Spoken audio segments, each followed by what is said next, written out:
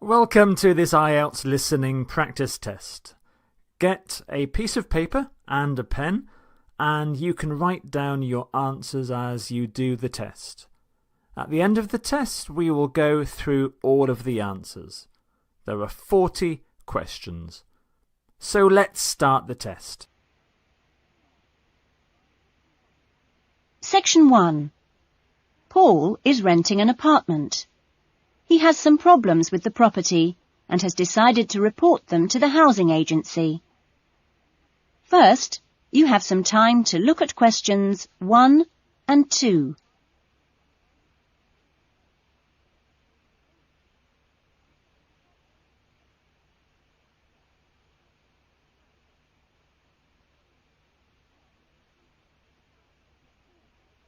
You will see that there is an example that has been done for you. On this occasion only, the conversation relating to this will be played first. Good morning, MIC House Agency. Good morning. I'm ringing about the problems I've been having with my apartment. Yes, of course. If I can just take a few details first. What's your name? Paul Smiley. How do you spell that? Smiley. Paul's surname is Smiley, so Smiley has been written in the box. Now we shall begin. You should answer the questions as you listen, because you will not hear the recording a second time. Now listen carefully to the conversation and answer questions 1 and 2. Good morning, MIC House Agency. Good morning. I'm ringing about the problems I've been having with my apartment. Yes, of course. If I can just take a few details first. What's your name? Paul Smiley. How do you spell that? Smiley. Okay. And what's the address? Apartment 216 Rose Lane. Rose Lane. And that's in? In Newton. Oh, yes, I know the property. Could I just ask, how long is the lease? It's for 1 year. Huh? And you moved in? Last week, on 27th of June. Fine, thank you. Before the conversation continues, you have some time to look at questions 3 to 10.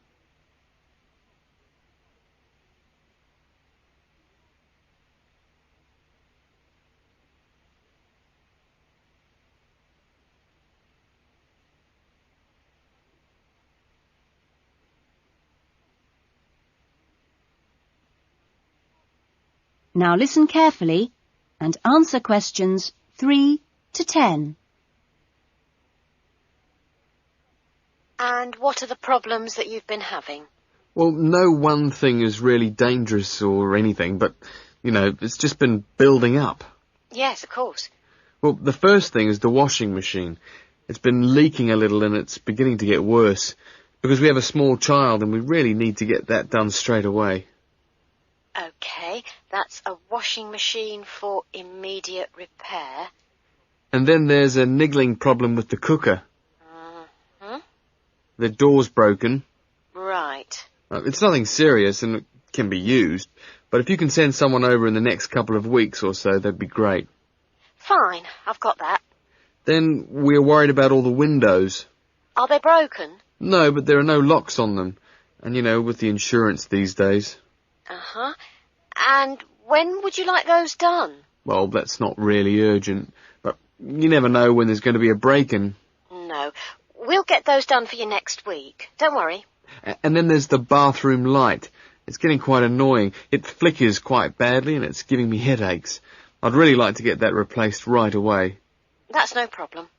And then the last thing on the list is the kitchen curtains. They're torn. Oh, right.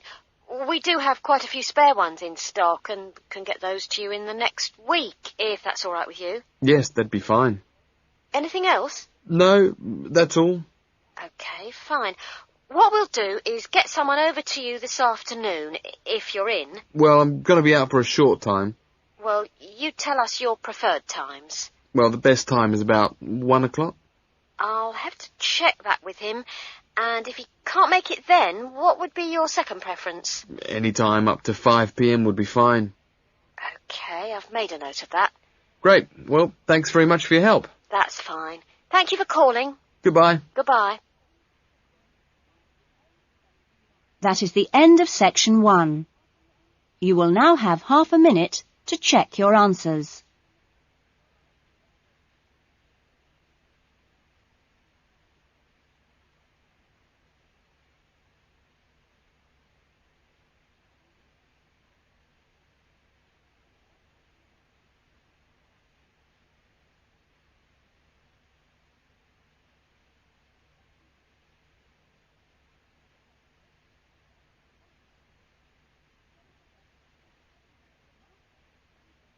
Now turn to section 2.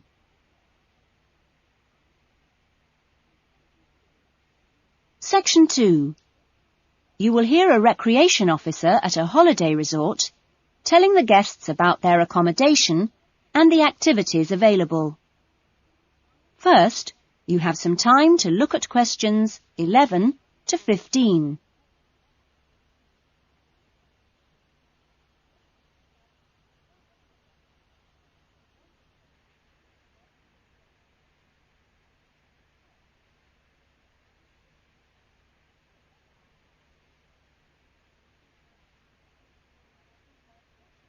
Now listen carefully to the first part of the talk and answer questions 11 to 15.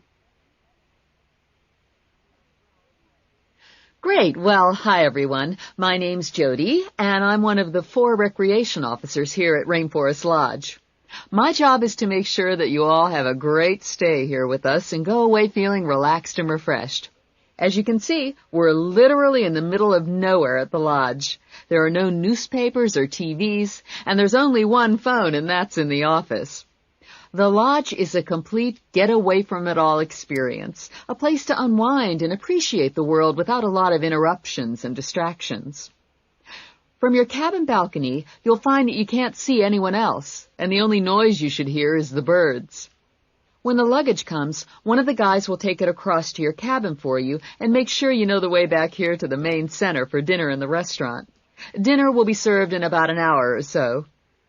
All the times of each day's activities are printed on the blue sheet you should have got in the information guides that were handed out on the coach. Each explorer trip has a different focus, so it doesn't matter how many you do or on what day, because there's always something new to discover in the rainforest. Tomorrow, I think we've still got places on the Orchid and Fungi tour. This is on foot and takes you to different parts of the rainforest. Or, if you'd prefer, there's the 4-wheel drive tour to the waterfalls. Or the fishing trip, where I promise you we'll catch some lunch. And last but not least, the famous crocodile cruise that leaves at 11 a.m. each day. Just in time for the crocodile's lunch. Oh, plenty to choose from here at Rainforest Lodge. Or just sit on your balcony, relax and unwind and enjoy the views. In the evenings, there is the Spotlight Tour, one of my favorites. The Spotlight Tour leaves at sundown and lets you catch a glimpse of some more of the rainforest wildlife as it comes out at dusk to feed. That's a great trip, and if you can, I'd really try to make sure you do it during your stay. You now have some time to look at questions 16 to 20.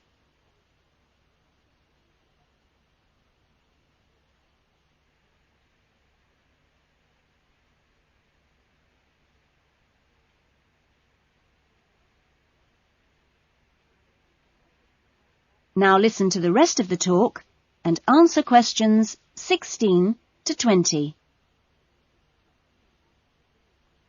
You've chosen to visit the rainforest in March, which is just at the end of the wet season, so you'll soon notice how well the waterfalls are running and also how damp the ground is. Things can tend to get a bit slippery, too, so if you didn't bring any walking boots, I'd advise you to hire some from the office. You'll also be much better off in long trousers rather than shorts, because they will give your legs more protection. And socks are a good idea, too. There's no need to be nervous of the rainforest. provided that you treat it with respect and common sense. Most of the animals and wildlife are gentle and harmless. There are some venomous snakes to beware of, but really they're much more frightened of you than you are of them. The other thing is that certain plants can cause irritation if you touch them with bare skin. Well, that's about all for the time being. The guys are here to take you and your luggage to the cabins. That is the end of section 2. You will now have half a minute to check your answers.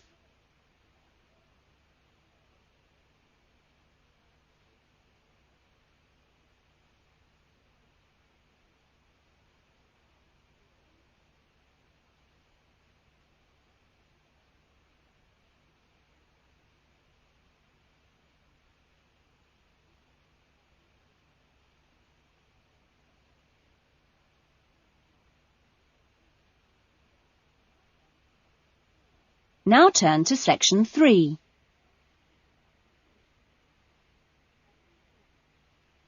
Section 3. You will hear a conversation between a counsellor and a student named John. First, you have some time to look at questions 21 to 25.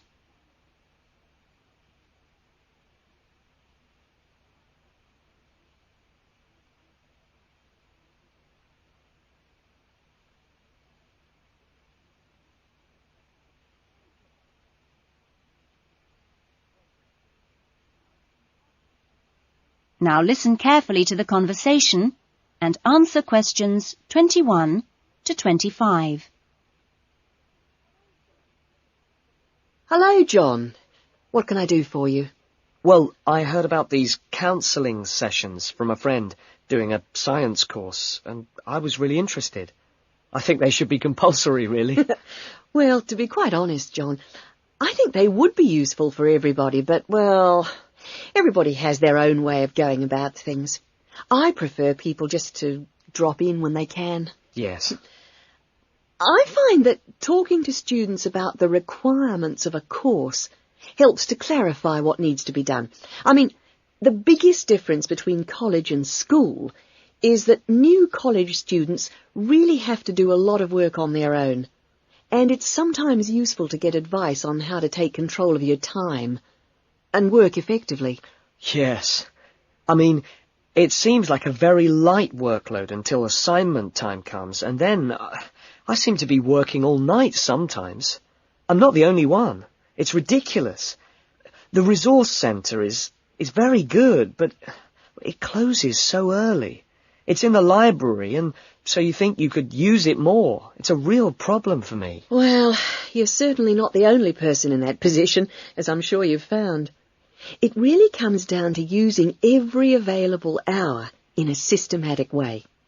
If you do this with a plan, then you'll find that you still have time for yourself and your hobbies as well. Yeah. I've heard from Thomas that you made him a sort of plan like this, and he's going away for the weekend with all his work handed in, whereas I haven't even started. I need to find out a few more things about you first. I'll give you this form to fill in about your lectures and things before you leave. You now have some time to look at questions 26 to 30.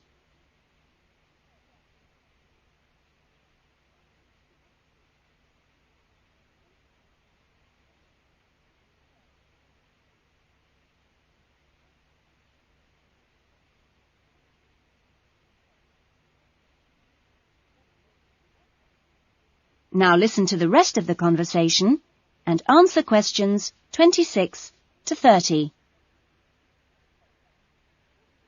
Now, what are your main problems? Well, what most concerns me is I'm still not doing very well in my assignments. Well, I know that you plan your writing carefully, but this can come to nothing if the assignment doesn't answer the question. That really is the key. You must read the question carefully and give it a great deal of thought before you even start planning or writing your first draft. It's also vital to check your work for errors. Everybody makes them, and they can influence the person marking the work. So, always take time at the end to check what you've written. As far as listening is concerned, I find it hard to keep up sometimes in lectures, especially 2-hour ones. I sometimes just seem to go off into a dream. It's a good idea to find out from your lecturers if they mind you recording the lectures. Oh. You only need one of those small cassette recorders. Yeah. The quality is pretty good, and a second listening can really clarify things. Something else you can do is check your notes with a friend after the lecture. Yes, that's a good idea. Thanks. It's hard to do all that all the time, though, especially when there's so much reading to do. Yes. It's important, though, not to confine yourself to reading on your subject. You should also read things of general interest that appeal to you. You know, novels, newspapers, that kind of thing. Do you have a good dictionary? Not really. I've never bothered with one. It would probably be a good idea to get one. Dictionaries aren't expensive, and they can help a lot. Also, you can underline or highlight new words, and then you've got to... That is the end of section 3. You will now have half a minute to check your answers.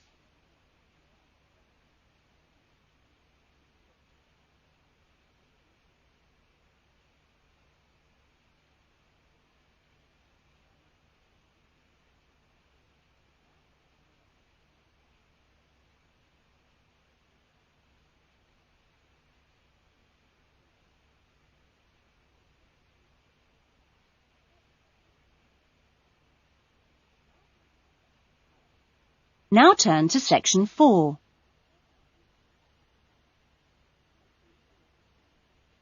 Section 4. You will hear a student talking about his research project in a university tutorial. First, you have some time to look at questions 31 to 40.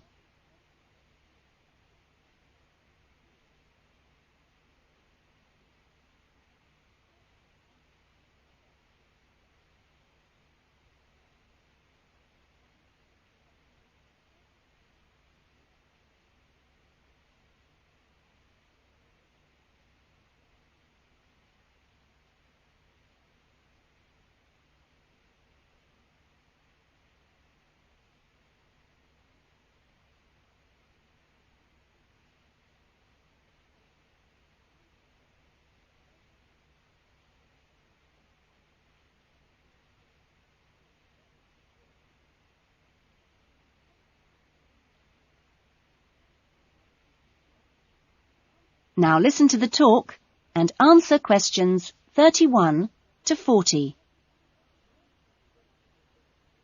Well, good afternoon. In today's session, John Upton will be sharing some of the findings of his research project from last term. John. Thanks. Well, first of all, a little bit about the background to the project. Our title, as you can see, is pretty straightforward. Car safety. But these days, there's a lot more to it than the usual injunctions about drinking and driving or speeding. I'd been interested and horrified by several newspaper reports on what people call road rage. For example, the famous incident of a man getting out of his car in a car park and hitting the driver of a van who had overtaken him earlier. It seemed to me that there were almost as many serious problems when cars were parked, i.e. were stationary, as when they were travelling at 90 miles an hour. So I decided to make this the focus of the project. For our research, we depended mainly on talking to individuals, asking them questions rather than using written questionnaires. We stopped people at a selected garage on the motorway over a 2-day period and asked them questions about what they'd observed or experienced themselves. Our respondents were both men and women, but the women were just slightly in the majority. We were pleased by the public's willingness to stop and chat to us. In the end, we talked to a total of 135 drivers over those 2 days. So, what were our findings? Well, as you can see, 93% of respondents had had some kind of problem. A surprisingly large percentage, 24%, had had their car damaged in some way. But the main type of incident was being shouted at. 79% had experienced that. 15% had experienced violence on their own persons. They'd actually been hit by someone. The police tended only to be informed when there was physical violence involved. So, what strategies had people developed to ensure their own safety? Let's have a look at the figures here. Well, first of all, it was quite striking that there were often distinct answers from the men and women. It was mainly women, for example, who said one shouldn't ever stop to find out how to get somewhere, whereas it was men who said you should try to avoid looking directly at other drivers. Both men and women... It was women who said you had to tell someone when you were due to get to a particular destination.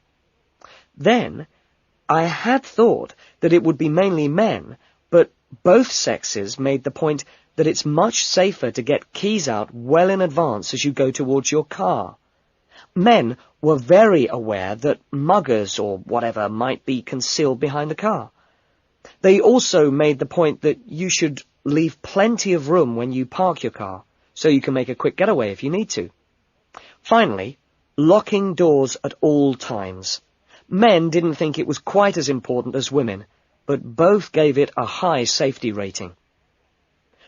When we asked them what they thought the best improvements had been in the last 5 years in helping with road rage problems...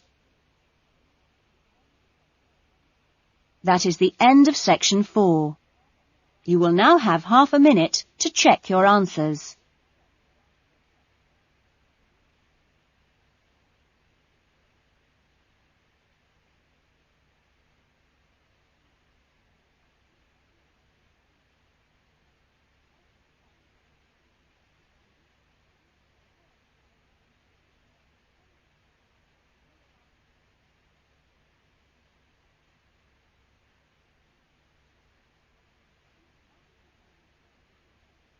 That is the end of the listening test. In the IELTS test, you would now have 10 minutes to transfer your answers to the listening answer sheet. That is the end of side 2.